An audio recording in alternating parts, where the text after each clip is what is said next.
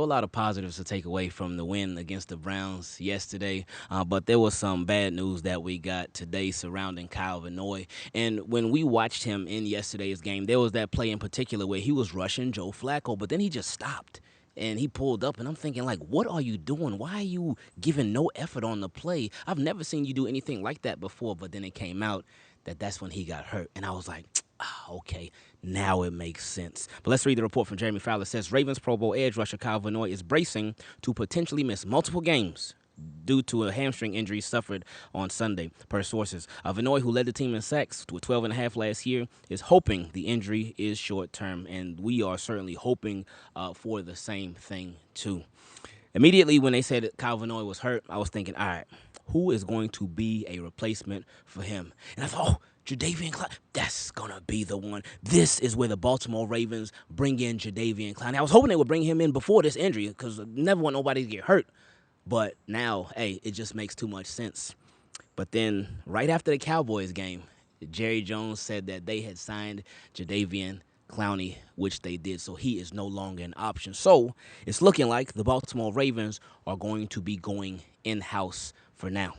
Guys like Mike Green, he is going to have a much larger role than expected. And, of course, we all wanted Mike Green to get more opportunities. We wanted him to get more snaps, not like this, not due to injury, but that's an unfortunate part of the game. It's the worst part of the game, but it is what it is. That's part of the business. Kyle Van Noy will say the same thing. Mike Green will say the same thing. So many opportunities they come about in the NFL, unfortunately, due to somebody in front of them getting hurt, and that pushes up the next man on the depth chart. And it is next man up in this case. And with Mike Green, again, he basically an extra first-round pick for the Baltimore Ravens. So I think that with more opportunity, he will do well in the role. He looked really good in yesterday's game. He came real close to getting Joe Flacco. He was like right there, but he was providing some pressure. So with him getting an extended role, I'm excited to see what Mike Green brings. I'm excited to see just him opposite Odafe Away, just both of them rushing the passer. And also now we should expect to see more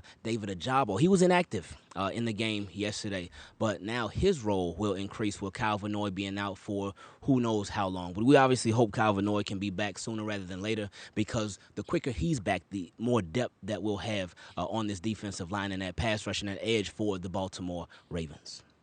Adam Schefter was sitting on this Shedeur Sanders story for a long time. Why he decided to wait until now to drop it, who knows? But anyway, let's read the report. It said that the Baltimore Ravens had planned to take Shedeur Sanders in the 5th round. But before Baltimore could turn in the card, the former Colorado star let it be known that he did not want to be on a roster with Lamar Jackson, where he would be the backup.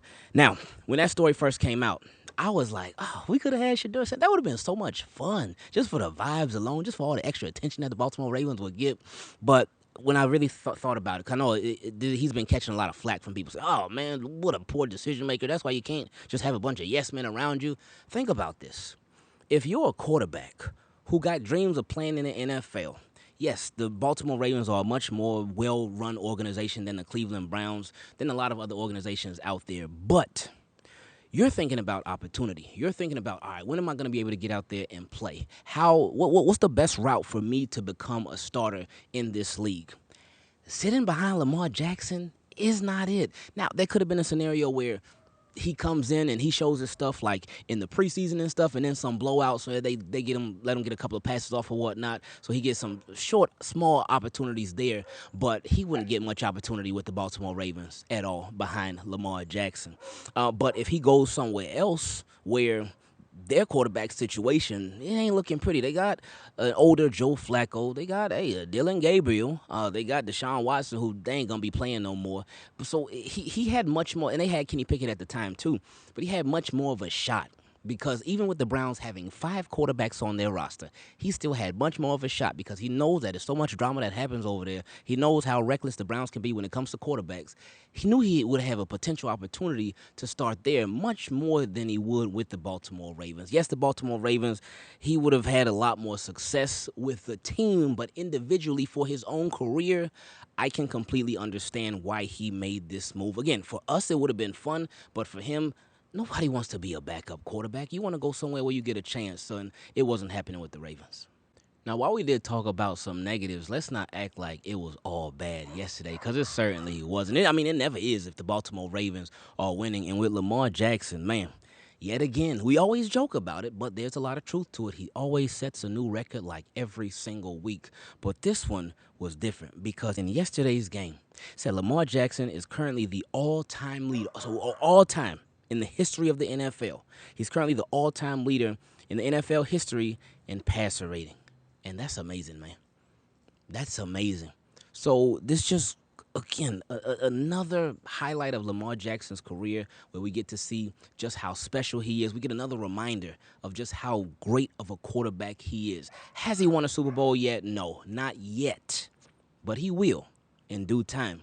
But that doesn't take away just how special, and the term generational talent, it gets thrown out a lot by a lot of people these days. A lot of people, oh, this guy's a generational talent, that guy's a generational talent, and it don't be everybody who they be saying, but Lamar Jackson is definitely the definition of that, because it also said he also has the most rushing yards in history for a quarterback, and he just keeps adding to it week by week, little by little, because he ain't been going crazy on the ground these first couple of weeks. But we know there's going to be some games where Lamar's like, oh my goodness, what are you doing? You going crazy with it, Lamar.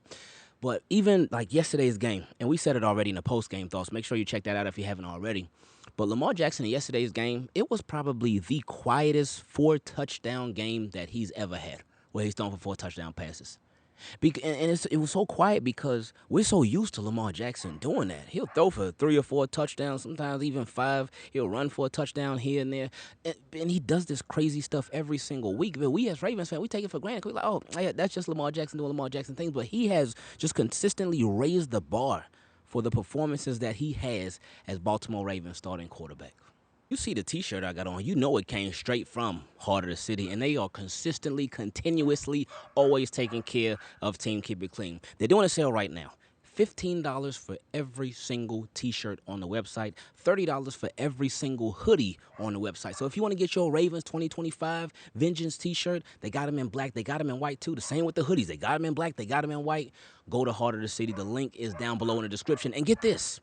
You can use code Ingraven25 for 25% off your entire order. Do it now while the sale's still going on. My favorite part of the videos is right now where we get to feature your questions. Send an email to teamkeepitclean@gmail.com, or for the Team Keep It Clean patrons, you can go to patreon.com/Ingravenvids if you want to become one, and you can send your question in a DM on there. You know what's funny? After a loss, especially a loss like that Bills game, oh boy, we get 1,000,003 questions. Inbox is flooded. It's going crazy. But after a win against the Cleveland Browns, everybody like, oh, we good. We ain't going to send in too many questions for now. So the inbox is looking all right for now. We'll see how things go as the week progresses, but I appreciate y'all either way. First question came from my guy Sebastian, who is a Team Keep It Clean patron, so I appreciate you. He said, takeaways. Ravens defense stepped up. They sure did. Outside of one lucky touchdown, oh yeah, that's crazy. With Marlon Humphrey going for the pick. Kyle Hamilton, he thought he had the pick, but Marlon Humphrey jumped it, and he ended up not even dropping it. Because if he would have dropped it, that would have been straight. But Marlon Humphrey went for the pick, didn't catch it. The ball goes flying up in the air, and the Browns get a touchdown. So 2 weeks in a row that happens to us. What should we expect against the Lions? Anyway, continuing. He said, but the Browns had 3 points on our starters, but it's still the same story. I believe for our defense with the turnovers, with Marlowe missing the 1 interception. Otherwise, massive credit to Zach for getting creative with his pressures. I thought that was a very good job from him. It was. Now, what I want to see from Zach is very important. We talked about this at the end of last week.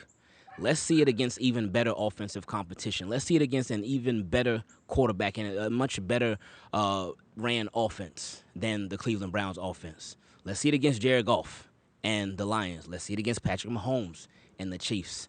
Those will be some more tests, and we got plenty more tests coming out throughout the season. Anyway, he also said, I thought that was a very good job from him. Roquan is not washed. He definitely isn't. Yesterday was his best game in a million years, man. It was amazing to see him play like that. He also said, offensively was an interesting day. We punted too much early, and I felt like we didn't run the ball enough with Hill. I know he's a receiving back, but we need to not make it so obvious. I do agree with that. They shouldn't make stuff so obvious. So have Derek out there more on passing downs and have Hill out there a little bit more on some running downs. It all just depends on the floor of the game. He said Derek had a bad day on the ground because that Browns defense sold out for him, but he had a very good day pass blocking, which isn't something that he does.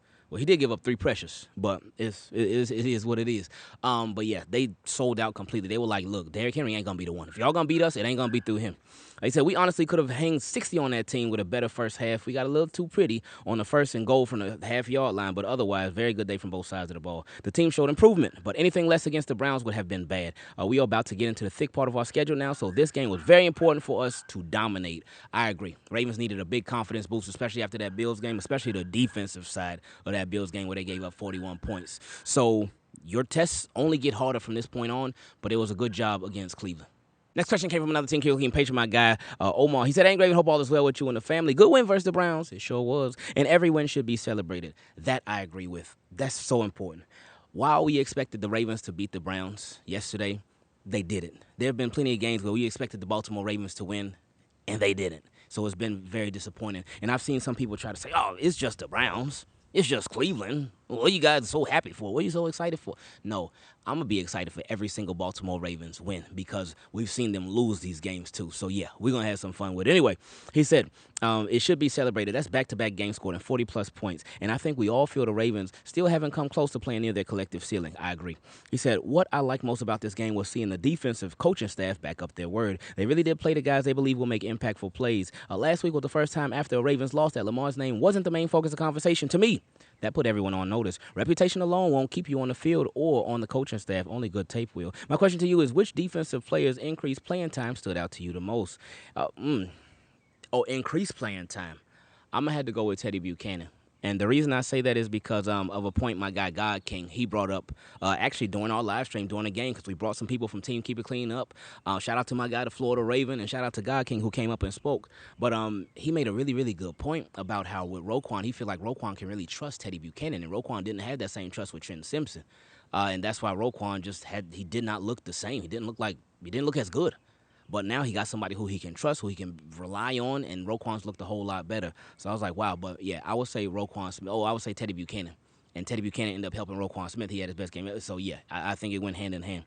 And he said, and the harder question, which defensive players and the harder question, which defensive players' playing time do you think might still decrease based on what you saw against the Browns? Ooh. Maybe a Dafe away. Actually, no, because Kyle Van Noy is out now. But, I can't think of anybody. I really can't. Can't think of anybody along the defensive line. Can't think of any cornerbacks. I really can't think of anybody. Again, because Dafe Away was going to be the pick, but no. I mean, I guess I could go Trenton Simpson because he got a couple of snaps at the end of the game. But his will continue to decrease more and more. I mean, he already got benched. Teddy Buchanan's a starter now. That's it. Trenton Simpson is done as a starter 2 years straight. So I guess if I got to choose anybody, I would have to unfortunately choose him. Next questions came from my guy, Jarvo. He said, not going to say too much because we might blow this lead. But see, he ain't even had faith in the Ravens. Jarvo was like, look, I done been through this before too many times. We're going to see how this goes. But anyway, he said, but right now I love the way the defense looked, especially Roquan, but hopefully he can continue this type of play throughout the season and playoffs. I agree. We all agree. Mike Green just always in play. Offense needs to start out hot and fast, but understandable going against a division team. Henry fumble starting to worry me, but I'm at a 3 right now with that. Yeah. They are a little bit concerning. Like, we're not used to Derrick Henry fumbling every game. Like, I know it's just been 2 games, 2 fumbles, but that's even still. That's not very Derrick Henry-ish. So, yeah, I'm sure he'll clean it up, though. But anyway, he said, Bate has been ghost the last 2 games. Glad we finally got Tez involved, though. And that's the thing about the Ravens. Yeah, Bate hasn't been going crazy like we would hope, but Ravens still been putting up 40-plus. And that's the crazy thing about it. Even without Bate going crazy, even with Derrick Henry doing nothing yesterday, even with Mark Andrews being MIA, Ravens still been putting up numbers. He also said, glad we finally got to see Tez involved. All his catches have been touchdowns. Need Pat Ricard and Isaiah likely back ASAP. If Andrews continues this type of play, can we trade him for a guard or Tyreek Hill? I don't think they would trade Mark Andrews. I don't think. I think they're just going to let him ride it out. But, hey, you never know. Anyway, he also said thoughts on Shedeur could have been a Raven, but he didn't want to be a backup. It makes sense, and we talked about it earlier. And he also said, big game Monday night against the Lions. I don't know the extent of Kyle Van Noy's injury, but it's time for a Jarvo to prove his worth on the team. Bingo. And he also said, sorry about JC24. Oh, yeah, you already know how I feel about Jadeveon Clowney.